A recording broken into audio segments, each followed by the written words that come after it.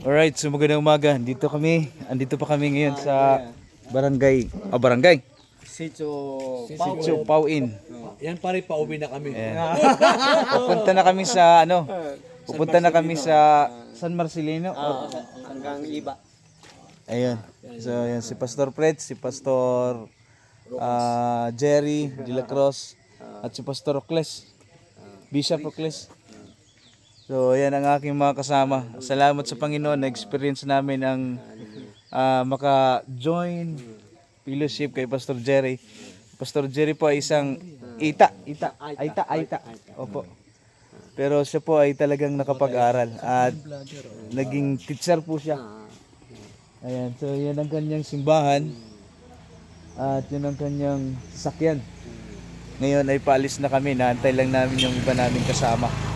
So, ang lugar na ito ay napakataas talaga. Mataas. Kasi minamasdan namin kagabi.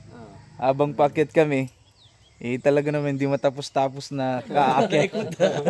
Mamaya pagbaba mo, Ikot ng kita ikot. ka ng tingin mo sa ganyan. Oo, Kita mo kita yung mo na maluwang sa na solar, tapos yung naging isang bundok, nandoon yung... Basta dito tayo dadaan, ano? Oh, yan. O hindi rito? Iba rito, no? Dito, parang papunta ng barangay to. Barangay. Sa proper barangay. Dito po ay talaga namang napakataas. Maamis ka sa lugar. Lahat po ng tao dito, ita po. At napakarami po nila. O mamaya makikita niyo sa video natin habang tayo po ay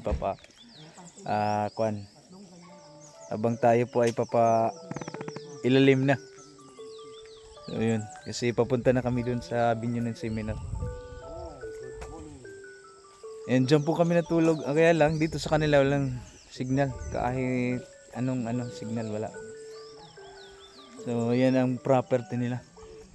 Grabe yung mga ita dito sa bundok. Sa taas. Ayan. So nag-enjoy kami kahit walang signal.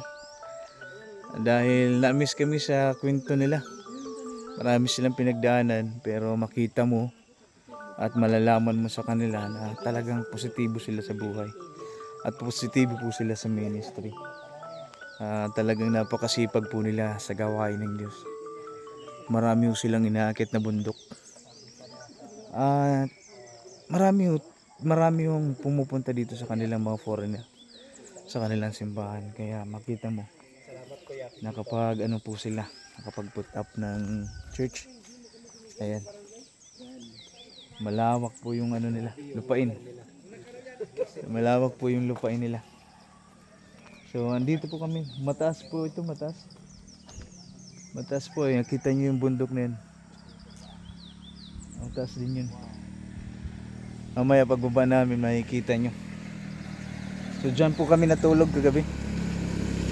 Yan sa kanilang simbahan. Fisher of Men. Fisher of Men, Zambales. Zambales International Ministry Philippines Incorporated. So, Fishers of Men po ang pangalan ng kanilang simbahan. Ayan.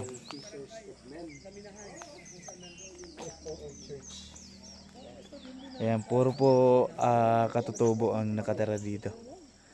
Grabe po pala, malaki din sila.